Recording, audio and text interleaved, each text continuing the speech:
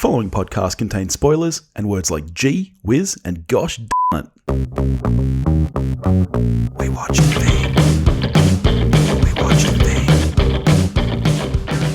Hello everybody and welcome back to We Watched a Thing. I hope you're all going well out there in PCast land. This week I'm joined by my lovely wife, Noosk. How you doing?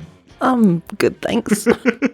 It's great to have you back on the show. It's been ages. How can we get you to not say PCast? Are you going to join me and Topher for our Bruce Willis marathon? Hard pass. Are you sure? Could be fun. They look shit. They look like shit films. Well, we didn't watch a shit film this week, did we? No, we watched one of the greatest alien films ever. Yeah, you told me after we watched this that you think this is in your top 10 films. Yep, I really like this film. I would watch it. We are talking about... So this is great. This came in as a Patreon request from fan of the show, friend of the show, Paul. And good on you, Paul. The cool thing about this is that this just about ticks off Villeneuve for the show. I feel like Prisoners is now the only Villeneuve film we haven't done on the show. So that's pretty interesting. And we have seen that. We have seen it. So we are, of course, talking about Arrival, which is a 2016 American science fiction drama film directed by Denis Villeneuve and adapted by Eric Heisserer, based on the 1988 short story, The Story of Your Life by Ted Chiang. It stars Amy Adams, Jeremy Renner, Forrest Whitaker, Michael Stuhlbarg, and Tzi Ma. And what is it about, Noosk? Aliens come to Earth. They're like pods hovering over different countries. And people attempt to communicate with them. And Amy Adams is the key to everything. Would you describe her as the every woman? Is she the Anne Hathaway of this film? Please stop. Anne Hathaway is the every woman. She's not. Back and off her. Stop. There is no such thing as an every woman. Just leave us alone. All right, let's get straight into it then. So, as mentioned up the top, this is based off a short story. You and I, as a little bit of research, because, you know, this show is nothing if not thoroughly researched and notes written all over the place. Yeah, the room here looks a little bit like A Beautiful Mind. I'm just scrolling notes for films all over the walls. So we listened to the audiobook of this just to kind of compare and stuff. You very, very much liked the movie better, didn't you? Oh, I mean, I really enjoyed the book, but it was a bit dry. Like, it really goes into the science, I suppose, of like studying speech and language, which was so interesting, but I'm not a scientist. I'm not an academic. Wait, there were what? times when I was like... You're not a scientist? Shut up. I could be a scientist. I know you could. Lieber. Yeah, there were times when it was just a bit too heavy on that and not the actual story. But the woman who read the audiobook was amazing. I thought, I don't know if, I assume the audiobook came out before the movie. It did, yeah. Yeah, because maybe Amy Adams researched and listened to it because she sounds like Amy Adams in the film. One thing I liked about the book, I really, really love the way that the book is written and the way that the narrative is told. It jumps around. So the entire story is told the night their daughter is conceived, and so it's constantly flashing backwards and forwards from that moment. And it's really interesting the way it's written, where it says, you know, like, I remember you'll be, and it's it's just structured really nicely. Yep. I think that this film is absolutely wonderful. Like you said, I think it's brilliant. I love that I wouldn't call this a slow film. No, but it's quiet. Quiet is the way to describe it, I think. Like, there's no heavy action scenes or anything. But I think there's maybe one, the explosion with the, weirdo soldier who... I think it just has such an incredible flow to it. And I was surprised rewatching it the other night at how short it is. I remember this actually being a very long, kind of drawn-out, thinky film. I feel like this gets into it almost straight away. Like, one of the first scenes is the aliens, the quote-unquote arrival. And it's like, oh, wow, that's a lot earlier than I thought. Well, it starts with that after the montage of her and her daughter. Yeah.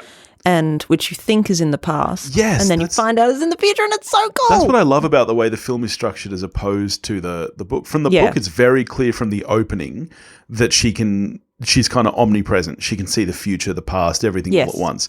The movie is a much slower burn than that, where you think that that's her past and that's maybe her reasoning for being, because she is kind of a quiet, closed off person. And you kind of just naturally think that that's due to the loss of her child, but it's not. That's just who she is. And I think it's really beautifully structured. Even when she says to Jeremy Renner, I realised why my husband leaves me or left me. I can't even remember what she uses now, but you still think it's past tense then. Yeah. But you're so confused as to why we keep jutting back to random scenes of her with her daughter, even though it's not relevant at all at the time. Yeah. And then, of course, she says, why am I having these dreams? Yeah. It's so cool. I love this film. I mean, it's just while we're talking about that twist in the plot device, so as she learns the language, really that is the gift from the aliens, is this, by learning the language, you get this kind of 360 view of time. I love that is very, very simple. This movie could have so easily. I don't want to call out directors, but this could have done a Nolan and got straight up its own ass, trying to be confusing because that's poignant, but it doesn't. It's just it's really clear what's going on at all times. And if you try to think of it too intensely, a bit like in the book, you kind of get confused because that's not the way our brains work. Time is linear and we're not smart enough to think that way. But yeah, it's like it presents a complex concept in a digestible way. Yes, yeah. Like Jurassic Park. But this is still a movie that has a lot to say, I think. I kind of feel like this film could be seen different ways, and I think it probably depends on the stage of your life that you're in and everything. But to me, this movie is kind of about the inevitability of choice. When Jeremy Renner asks her, do you want to make a baby? It's not really a choice to her. And fate is such a complex issue in storytelling where, there are some stories that are very much you craft your own fate. It doesn't matter. Even if you see the future, you can change things. It's kind of left unclear in this film whether or not what she's seeing is one version of reality or whether that is the only true path for her. But it's kind of, it doesn't really matter to her. Like, she is going to have this child and she knows that. And I think to me, that's really what this film is about, is that you can't change things. And, she knows her child is going to die young. She knows that there's going to be issues and hard times ahead, but it's still not even really a question to her. And I just think the message of that is beautiful. That was an interesting difference between the book and the film, is that in the book, her daughter dies suddenly doing something she loves. Whereas in the film... Does she die in a car crash? Is that right? No, she dies in a climbing accident. She's a climber, Right. She talks about that a lot. But she's much older though, right? Because in the film, she's about 12 when she dies. Yeah, which you and I argued about because I was like, no way, that's not 12. She looked like a 16-year-old, and then you looked it up and you were like, whereas, she's meant to be around. Whereas in the book, she's already moved away and is living at college. Yeah, she's a young adult. Yeah. But she dies suddenly, so she doesn't suffer, and she's doing something she loves at the time. Whereas in the film, she clearly dies over a period of time from an illness, checking her glands. And so that's another interesting, would you do it if you knew... if you had the choice, that is. If it's not just fated and you have no choice. Would you do it if you knew your child was going to suffer? You get all that time with them, which is never enough time, but... Yeah, I don't know. It was an interesting direction that the movie took, and I suppose explains, I guess, a little more why her and Jeremy Renner's relationship falls apart, that she can see in the future they will fall apart. Yeah. Because he doesn't agree once he finds out later he's already got this child. Yeah. Yeah, he finds out later that she will pass away. Yeah, and he feels like he should have been told that. He should have been given the whole story up front so that he can is understandable. Yeah. That's a pretty shit thing to do. Come on, Amy. Yeah. It's interesting, isn't it? It's obviously completely different, but it's a little like gender reveals, like where one partner wants to know and the other partner doesn't, and it's like how what? No, well, yeah, that's not the same thing. How do you balance that? That is not the same thing. I didn't say it was. You said it's like it. It's nothing like it. Piss off. You piss off. I do think though, apart from that interesting choice, and I do wonder why they chose to do that, but I do think overall it's one of the very rare examples of a movie being better than the book. Yeah, I do think that happens. Really? I'm a massive Michael Crichton fan, but I do think that the film Jurassic Park is better than the book. Yes, you said that. It does happen. Yeah. Rarely. Yeah. Because we're in the throes of Harry Potter right now. I'm just like, it's very rare. Because there's 8 of those films and none of them are as good as the book. Yeah, they all suck. Anyway, that's another story for another time. Yeah. Let's talk about the cast then, because it is kind of a limited cast. I think structurally, there's not that many characters. Amy Adams, I think, is fantastic in this role. I think she conveys this great sense of vulnerability while still being strong and self-sufficient and knowing. Yep, knowing her worth. Exactly, when she's like not prepared to compromise on her access to the aliens for the sake of getting to be the person who works on it, like works on deciphering their language. That's just a really cool moment. And then they're like, all right, well, we're going to go consult with the next in line, which is, your like shitty colleague at some other uni. Yeah. And she's like, well, ask him what that means. Yeah. Because it's a easily... Because he's got a tattoo of a Chinese character that he thinks means family, but it actually means spring roll. You're not selling this film to someone who hasn't seen it. That is not what happens. But I absolutely love that this film takes a very familiar premise, the arrival of aliens. We've seen it a million fucking times. I'm going to talk about it coming up soon with Liz from Movie Reviews in 20 Qs, who chose to do Independence Day as a throwback. Speaking of Will Smith punching people. Almost couldn't be a more different film, but in theory, it's the exact same premise. Aliens arrive. Well, yeah, and it's been done. It's been done to death. But I love that this is one of the only films I can think of that really flips that on its head by saying, okay, all right, of course the military and defense and everything are involved. They're going to be. That's the reality of a situation like this. Oh, sure, because you don't know their intentions. But let's look at this from the perspective of real nerds.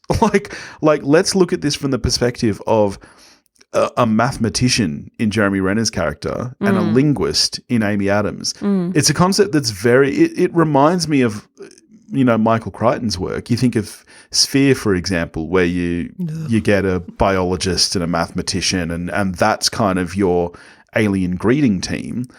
It's not something that you traditionally see in a lot of media because people go for the action, but I think this is a really, really clever way. Yes, but why do people go for the action? It's just so tiresome. Like, Independence Day I used to think of as a fun film, but I was like, really? Do we just have to shoot them up straight away? And it's just like, oh, for fuck's sake. You'd have to be really pretty ignorant to think that we're the only life in the universe. And then if life turned up from elsewhere, wouldn't you want to learn from them? Exactly, yeah. The key priority should be, as this film demonstrates, linguists trying to figure out how to communicate. Okay, let's say this really happened. Do we trust that would happen? I don't. No. I'm having I don't like society anymore. No. I don't trust humanity to do the right thing. And I think this film has a lot of fun with that idea of language and what does language mean? And can language be more than just communication? Can it be part of culture, for example? And so I can see why the patron who suggested this is actually a poet and a writer. So I can see why he loves this film because I think that, from a language perspective, there's a lot of fun things in this film. Let's talk about Jeremy Renner as well, because I don't know about you, I'm not typically a Renner fan. Do you usually like him? Oh, I mean, whatever. He shows up in things and I'm like, there's Jeremy Renner. I don't know. I don't like actively hate him, but I'm not like, cool, Jeremy Renner's here.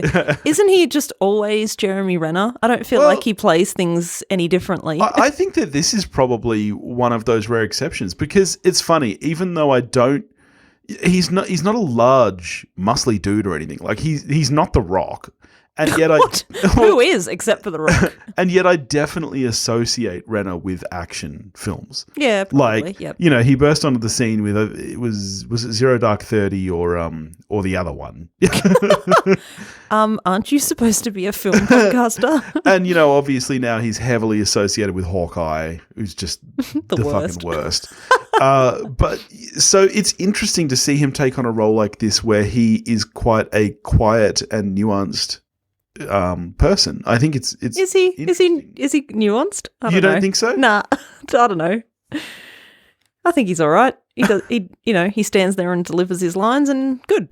I don't really care either. I'm not bothered by him. You're not here for Renner. You're here for Adams. Yeah. I think she does a great job, and it's weird. I don't think of her either as being like this amazing drama actress who takes on these quiet films, but she does an excellent job. And I am 100% convinced that she listened to the audiobook, because she channels the way that woman reads the book really well. I felt like I was listening to Amy Adams. Let's talk about Villeneuve and the direction of this film and the cinematography by Bradford Young, which is just another reason I love this beautiful. film, because I could even just put it on mute, not that you would, and just look at it. This is an extremely, extremely well-made film. Like, not only is it well-written and a great story and great acted, but the cinematography in this film and that blend with visual effects is just... So this is a really low-budget film. This was this is $47 million, which, yes, that sounds like a lot of money.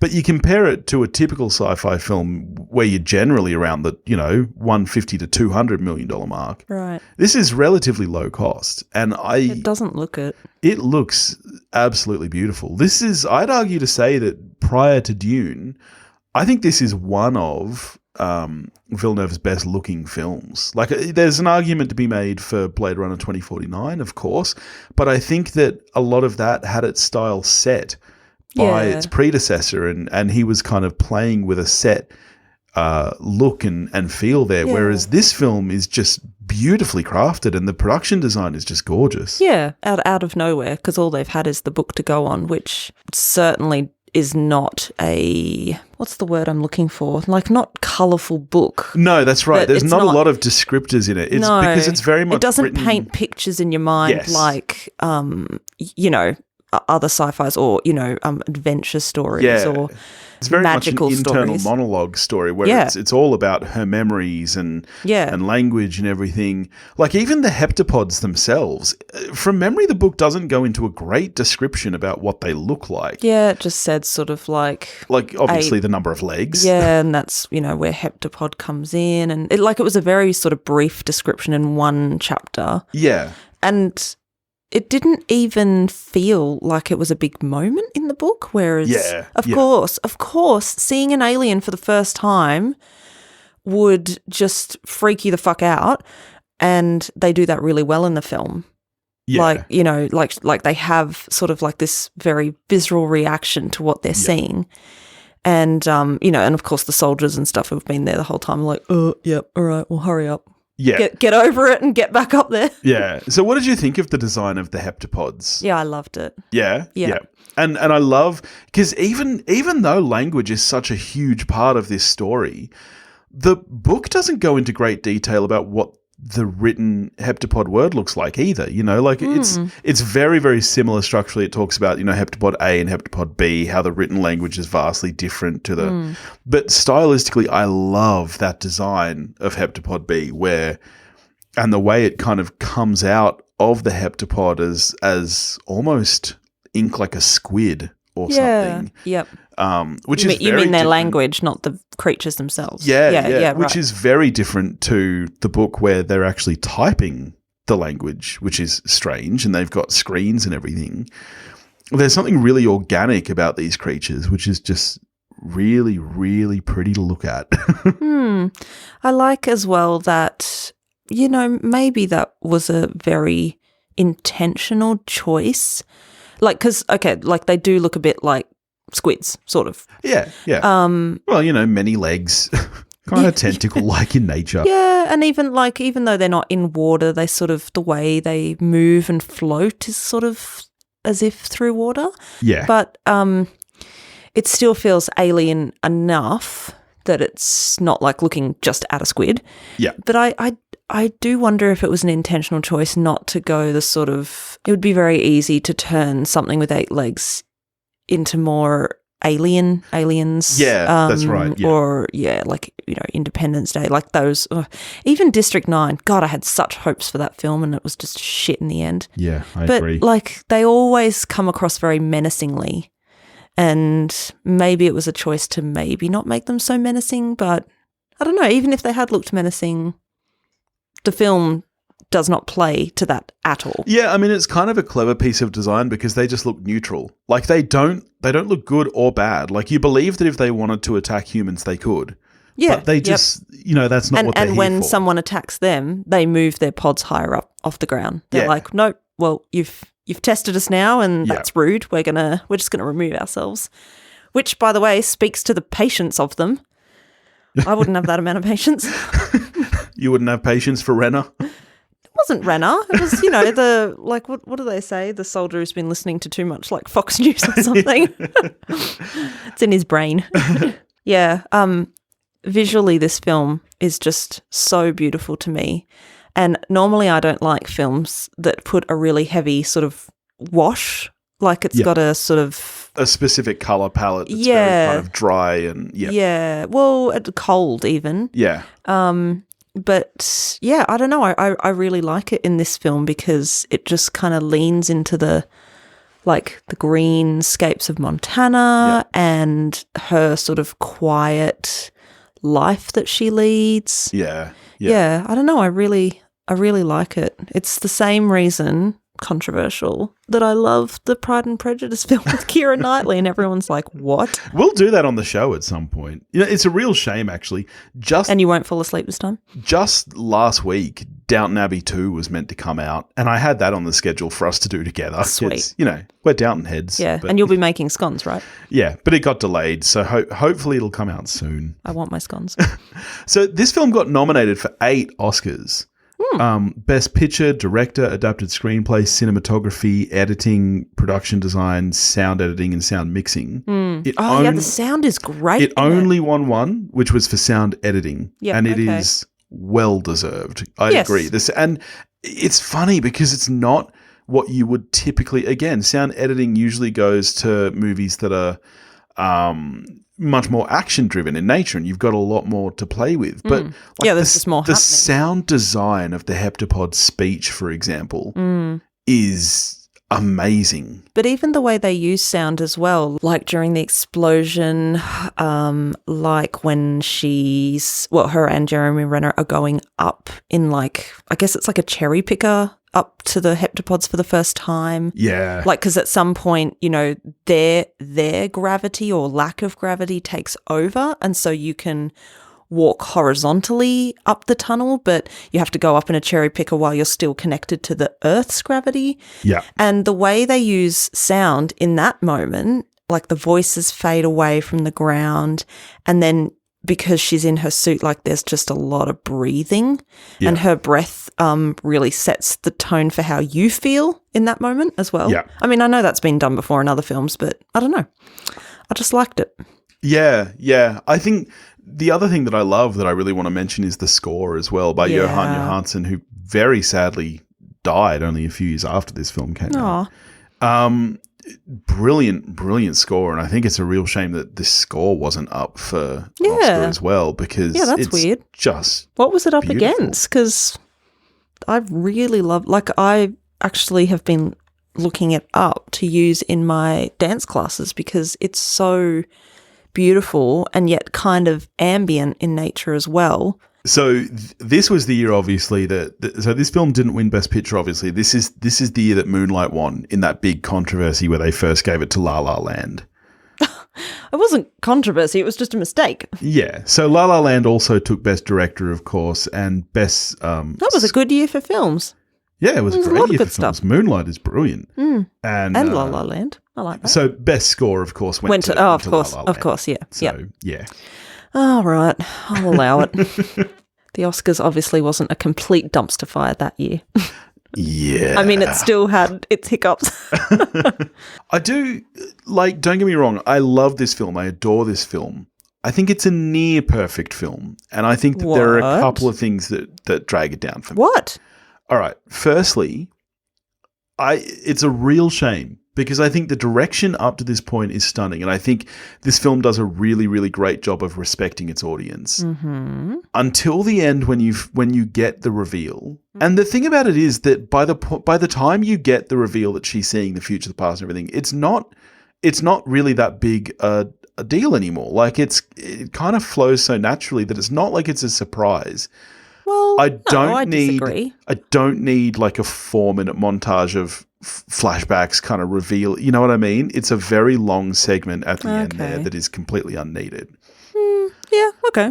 I also don't... I don't feel that way, but I could see how you might, yeah. I also don't need, and this is the one point where I think the book does it better, I don't need the subplot with the Chinese ambassador where she, has this memory of something that she told him and I just don't need it. I think that it's unnecessary and it plays a little bit too heavy into an aspect of that the film could have gone, which it doesn't until that point. The whole kind of military response and governments. No, I don't care about that. I just want to see a linguist learning a language. I don't need that little subplot. I disagree because in the book there's only one pod that landed and spacecraft or whatever you want to call them. No, there's multiple.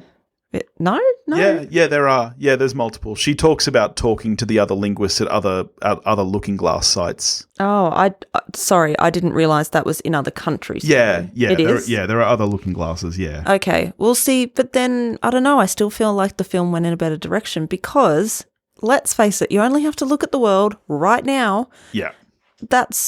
Different countries would respond differently. That's true. And you would hope, at first you would hope there would be, communications between everyone and they're all sharing what they learnt.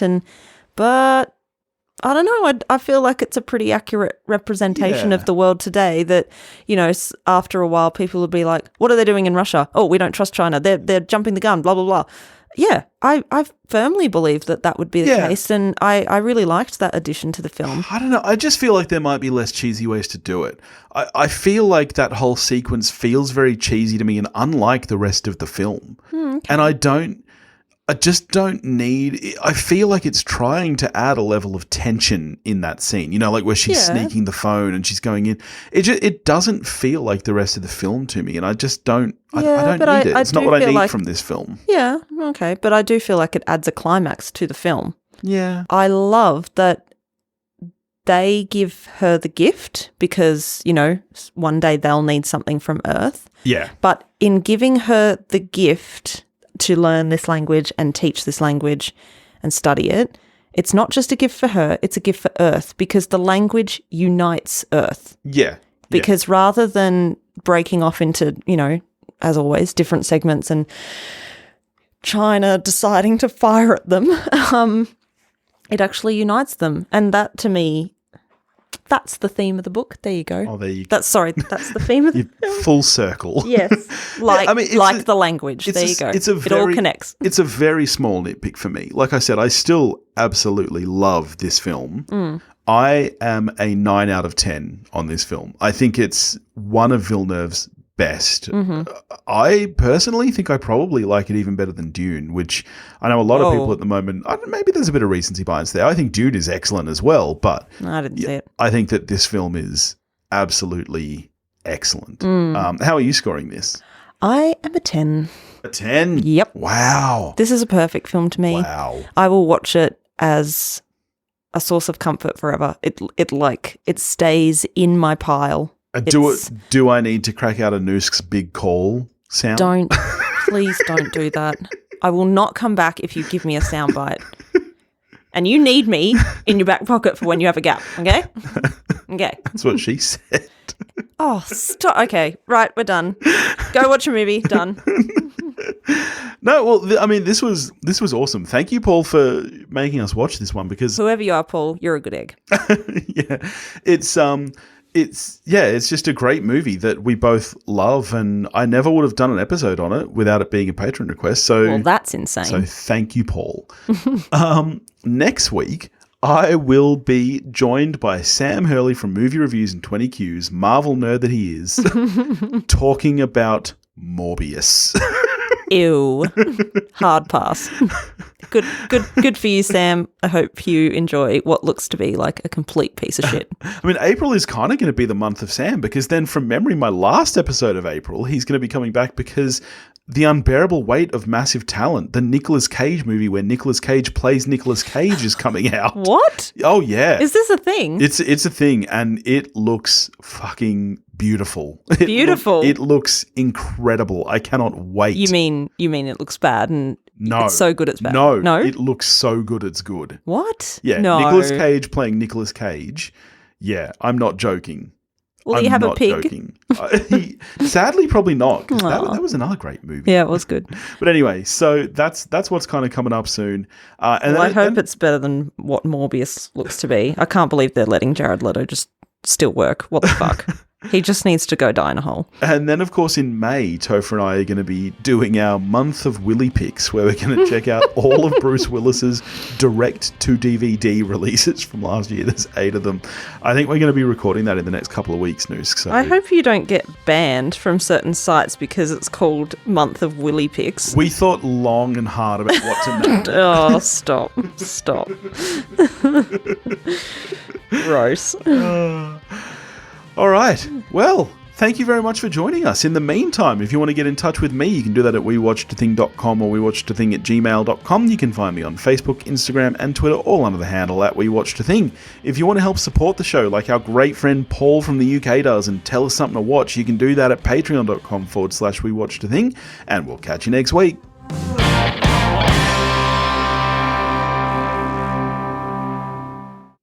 When you said, all right, thanks for joining us, I thought you were talking about me, and I was like, you're most welcome. And then I was like, oh, no, lucky I didn't say that. Do you have anything you want to plug, News? No, thank you.